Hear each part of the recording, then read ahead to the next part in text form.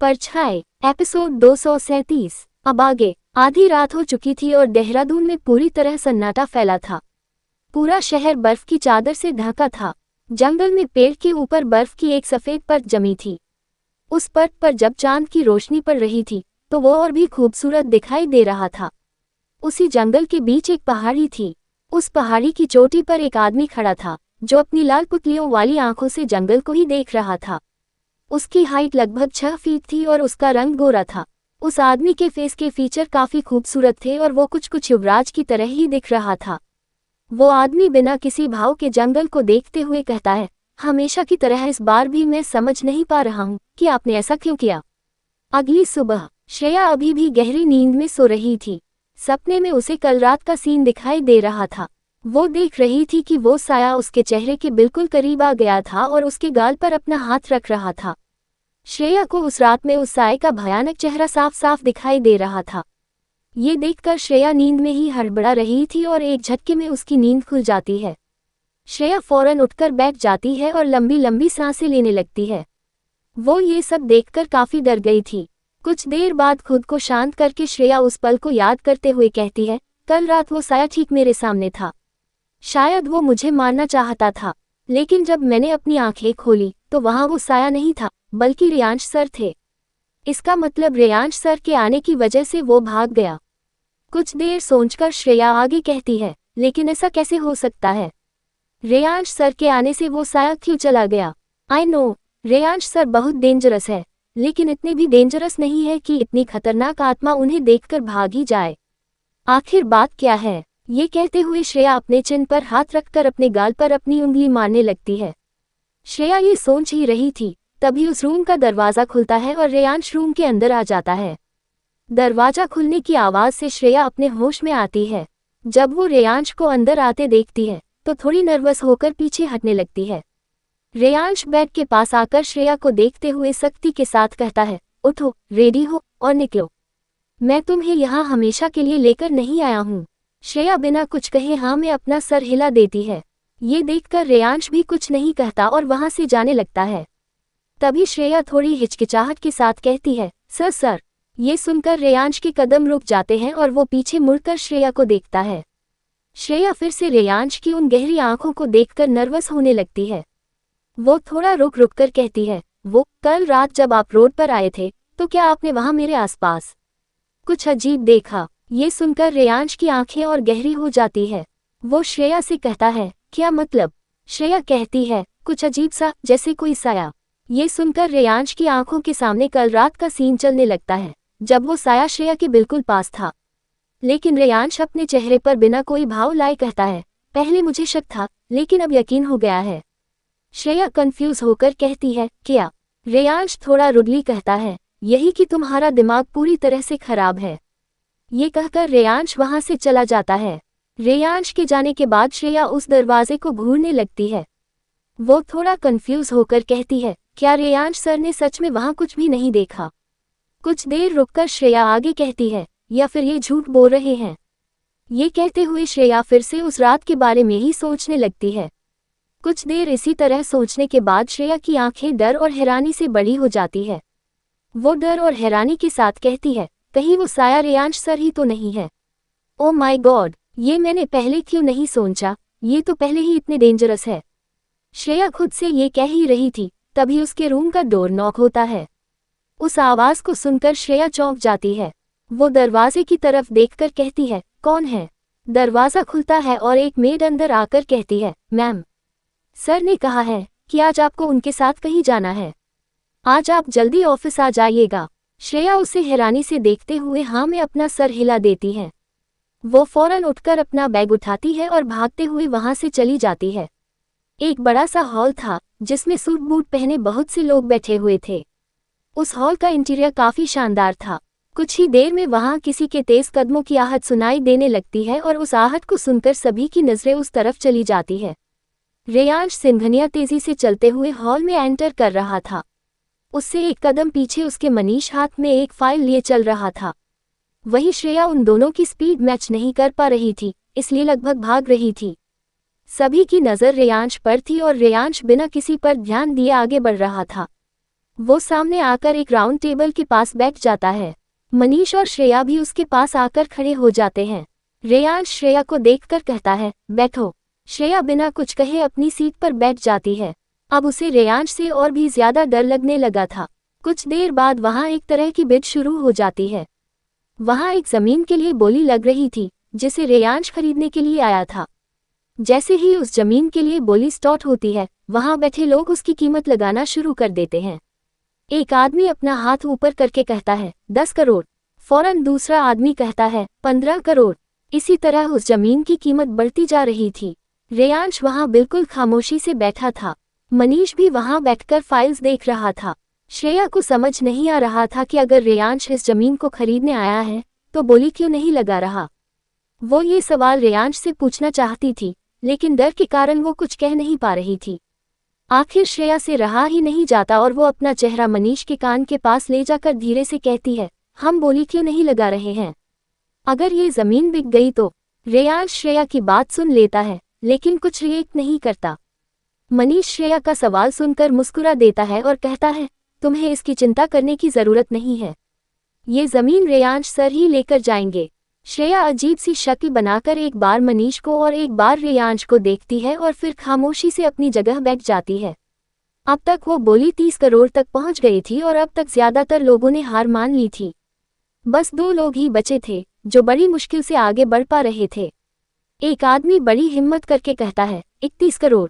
दूसरा आदमी उसे गुस्से से घूरते हुए बड़ी मुश्किल से कहता है, 31 करोड़ 50 लाख। ये कहकर वो घमंड भरी नजरों से उस आदमी को देखने लगता है। तभी उस हॉल में एक सख्त आवाज गूंजती है, 50 करोड़। ये आवाज सुनकर उस हॉल में सन्नाटा फैल जाता है और सभी उस आवाज का पीछा करने लगते हैं। सभी की नजर रेयांश पर रुक जाती है, जो बिना किसी भाव के सामने देख रहा था। मनीष भी शांत था, लेकिन श्रेया मुंह खोलकर रेयांश को ही देख रही थी। ये देखकर मनीष हल्का मुस्कुरा देता है और श्रेया की चिन पकड़कर उसका मुंह बंद कर देता है। अब रेयांश की कीमत क्रॉस करने वाला वहां कोई नहीं था।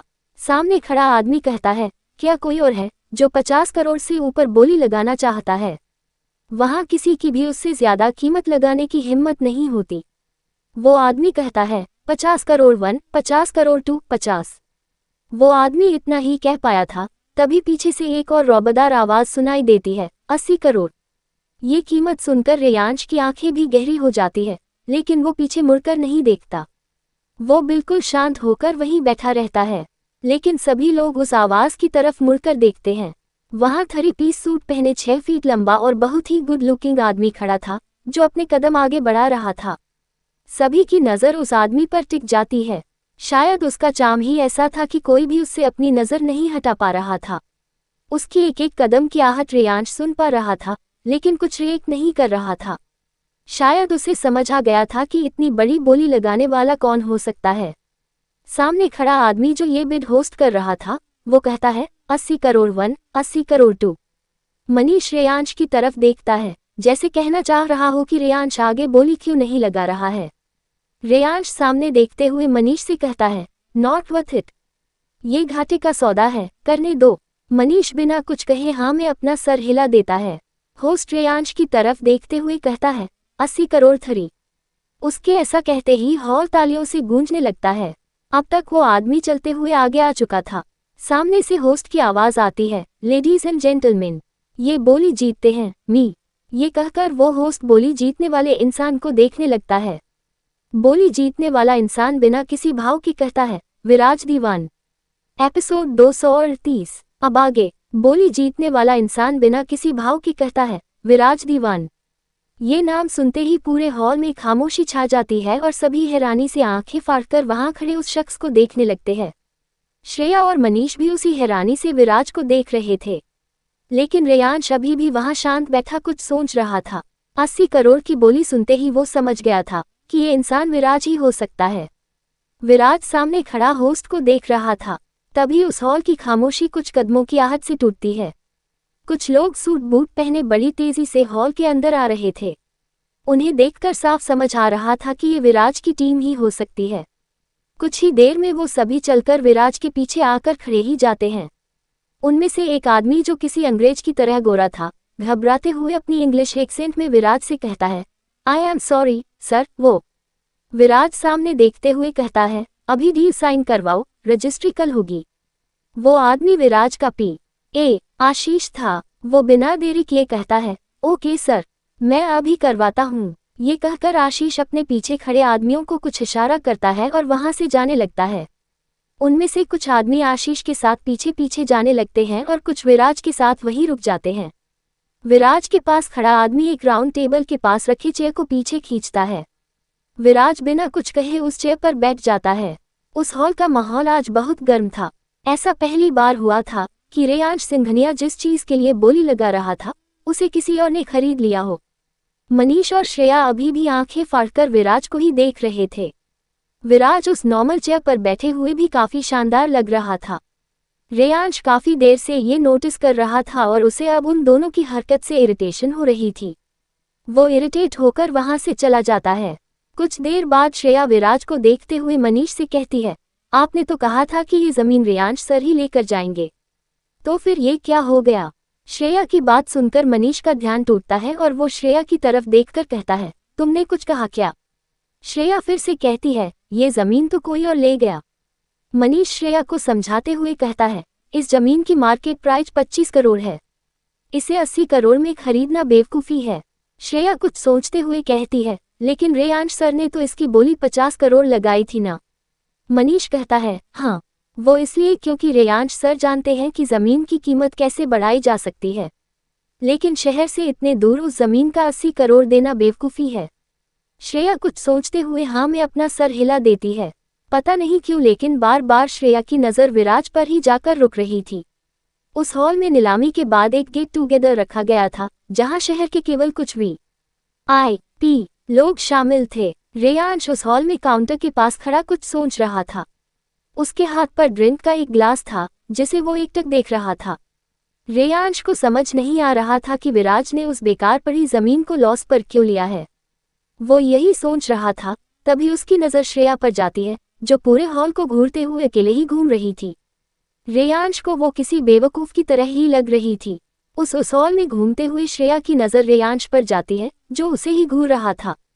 रेयांश की खतरनाक नज़रों को देखकर श्रेया फिर से डर जाती है और उसे कल रात साय की जगह रेयांश का होना याद आता है। श्रेया फौरन वहां से भागने के लिए पीछे मुड़ती है, लेकिन तभी मनीष उसके सामने आकर कहता है, अब हमें यहाँ से निकलना है, चलो। ये कहकर मनीष रेयांश की तरफ बढ़ जाता है। मजबूरी में श्रेया को भी रेयांश के पास जाना पड़ता है।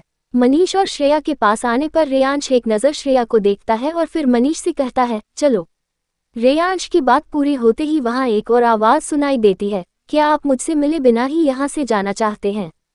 ये आवाज़ सुनकर रेयांश की आंखें गहरी हो जाती है और वो तीनों पीछे मुड़कर देखते हैं। वहां विराज खड़ा रेयांश को ही देख रहा था। रेयांश आगे बढ़कर विराज की तरफ हाथ बढ़ाते हुए कहता है, हेलो मी दीवान। विराज भी रेयांश से हाथ मिलाकर कहता है, मी सिंघनिया। जैसे ही विराज रेयांश को छूता है उसके चेहरे के भाव थोड़े से बदल जाते हैं जिसे कोई नोटिस नहीं कर पाता। विराज रेयांश से कहता है, क्या आप मुझसे मिलना नहीं चाहते थे? रेयांश हल्की स्माइल के साथ कहता है, ऐसी कोई बात नहीं है। रेयांश विराज को अजीब सी नज़रों से देख रहा था। ये देखकर विराज कहता है, मुझे आप कुछ कंफ्यूज्ड लग रहे हैं। रेयांश कुछ सोचकर कहता है, मी दीवान। मैंने मी युवराज दीवान के सारे बिजनेस मॉडल्स अच्छे से ऑब्जर्व किया है। वो कभी घाटे का सौदा नहीं करते, लेकिन आपने आज इस जमीन को लॉस में क्यों खरीदा? ये बात मुझे समझ नहीं आई। रेयांश का सवाल सुनकर विराज बस मुस्कुरा देता है और कुछ नहीं कहता। तभी विराज की नज़र रेयांश के पास खड़ी श्रेया पर जाती है जो बड़ी हैरानी से उसे ही देख रही थी। श्रेया को देखकर विराज का चेहरा थोड़ा नर्म हो जाता है और ये बात रेयांश नोटिस कर लेता है। विराज की नज़रें श्रेया पर रुक जाती है और वो उसे ही देखने लगता है। विराज की नज़र खुद पर पाकर श्रेया एक स्माइल के साथ अपना हाथ हिलाते हुए कहती है, हाय। ये सुनते ही रेयांश की आंखें छोटी हो जाती है। अनजाने में ही विराज के चेहरे पर एक स्माइल आ जाती है। वो श्रेया से कहता है, तुम कौन हो? श्रेया बड़ी सरलता से कहती है, मैं श्रेया हूँ। विराज कहता है, किसी को अपना इंट्रोडक्शन देते वक्त अपना पूरा नाम बताते हैं। श्रेया क्यूट सा चेहरा बनाकर कहती है, ये मेरा पूरा नाम ही है। विराज कहता है, मेरा मतलब सरनेम से है। श्रेया कहती है, मेरा कोई सरनेम नहीं है। ये सुनकर विराज सवालिया नज़रों से श्रेया को देखने लगता है। श्रेया विराज की आंखों में सवाल को समझते हुए कहती है, एक्चुअली मैं एक ऑर्फनेज में रहती थी, मुझे मेरा सरनेम नहीं पता। विराज को अब जाकर बात समझ आती है। वो आगे कहता है, तो तुम मी सिंघनिया की कंपनी में काम करती हो? श्रेया हाँ में अपना सर हिला देती है। विराज आगे कुछ कहने ही वाला होता है, तभी उसका आशीष वहां आकर विराज से कहता है, सर वो। विराज उसकी बात बीच में काटते हुए कहता है, चलो। ये कहकर विराज वहां से चला जाता है।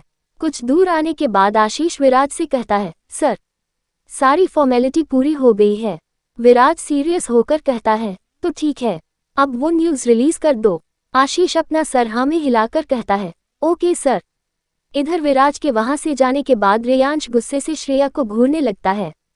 श्रेया घबराते हुए कहती है, सर अब मैंने क्या कर दिया? रेयांश श्रेया को घूरते हुए कहता है, क्या तुम्हें ये भी नहीं पता कि लोगों से कैसे बात की जाती है? वो विराज दीवान है, तुम्हारा बेस्ट फ्रेंड नहीं, जो तुम उससे इस तरह से बात कर रही थी। श्रेया मासूम शक्ल बनाकर कहती है, क्या मैंने कुछ गलत कहा? रेयांश अपना गुस्सा कंट्रोल करते हुए अपनी आंखें बंद कर लेता है। पता नहीं क्यों लेकिन उसे विराज का श्रेया के साथ इतना सॉफ्ट बिहेवियर अच्छा नहीं लग रहा था।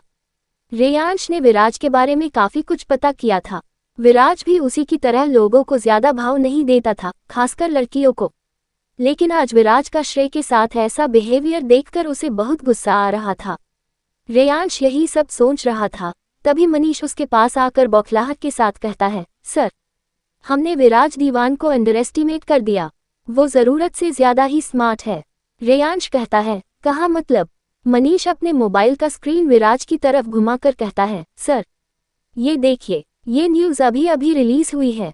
जिस जमीन की बोली यहाँ लग रही थी, वहीं पर स्टेट असेंबली और डायरेक्टरेट की नई बिल्डिंग बनने वाली है।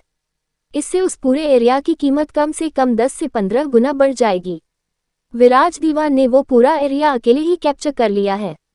अब वहाँ स्कूल, कॉलेज, मॉल या कुछ भी बनाने के लिए जमीन विराज दीवान से ही लेना पड़ेगा। ये ज़रूरत से ज़्यादा स्मार्ट निकले, बहुत ही स्मार्टली उन्होंने ये न्यूज़ दबा दिया। पूरी बात सुनकर रेयांश भी नाराज़गी के साथ विराज को देखने लगता है, जो आशीष के साथ खड़ा था। रेयांश को पहले ही शक हो रहा था, लेकिन उसे ऐसा नहीं लगा था कि विराज इस हद तक स्मार्ट होगा। इससे अलग श्रेया फिर से हैरान होकर विराज को देखने लगती है। वो अपने मन में कहती है, अब आएगा मज़ा। ये एंग्री बर्ड सब पर अपनी हुक्म चलाते रहते हैं ना, अब कोई इनके भी टक्कर का यहाँ आ गया है। रेयांश सिंघनिया इंडस्ट्रीज के अपने ऑफिस में बैठा था। उसने अपना सर चेयर पर टेका था और उसकी आंखें बंद थी। रेयांश की आंखों के सामने अब वो सीन चल रहा था जब उसका एक्सीडेंट हुआ था। रेयांश देखता है कि उस रात कुछ ऐसा हुआ था जिसकी वजह से रेयांश की कार उसके कंट्रोल से बाहर हो गई थी। वो बहुत कोशिश करने के बाद भी अपनी कार कंट्रोल नहीं कर पा रहा था। तभी एक मोड़ आता है और रेयांश कार की स्टीयरिंग घुमा देता है। जैसे ही मोड़ खत्म होता है, रेयांश को वहां एक लड़की दिखाई देती है जो रोड पर खड़ी थी। वो लड़की श्रेया ही थी। रेयांश श्रेया को बचाने के लिए फिर से अपनी स्टीयरिंग घुमा देता है और कार नदी की तरफ तेजी से बढ़ जाती है। जैसे ही वो कार नदी में गिरने वाली होती है, ड्राइविंग सीट पर बैठे रेयांश की नज़र कार की बैक मिरर पर जाती है। मिरर में उसे वही लड़की श्रेया दिखाई देती है जो अपना हाथ अनजाने में ही कार की तरफ बढ़ा देती है। और उसके बाद रेयांश की कार नदी में न गिरकर वहीं कुछ पलटी खाकर वहीं गिर जाती है। ये सोचते हुए रेयांश प्रेजेंट में आ जाता है और अपनी आंखें खोल लेता है। उस पल को सोचते हुए रेयांश खुद से कहता है, आखिर तुम हो कौन? और उस रात तुमने वो कार।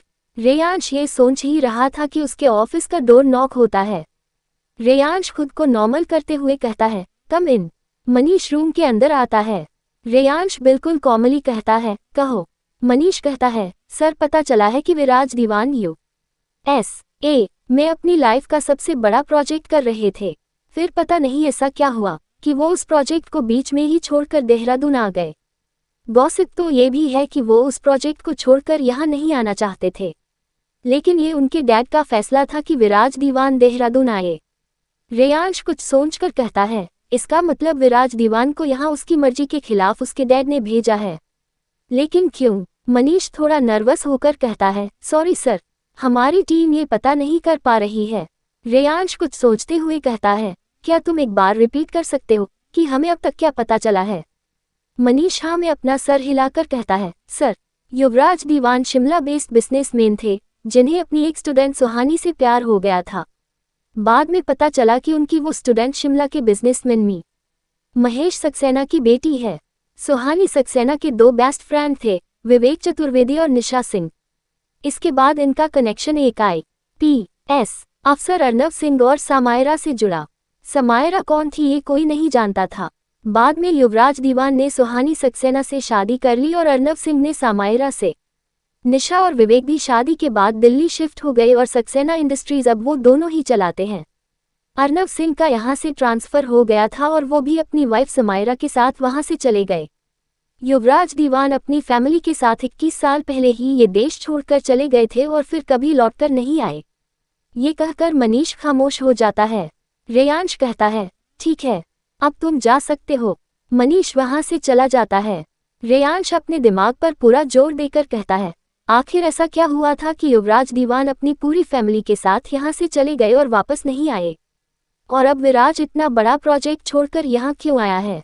कुछ देर रुककर रेयांश आगे कहता है, उस साय का अचानक से सामने आना, शहर की अजीब इंसिडेंट्स, विराज का इंडिया आना और श्रेया का यहाँ इस तरह से होना, ये सब इत्तेफाक है या कोई और बात है?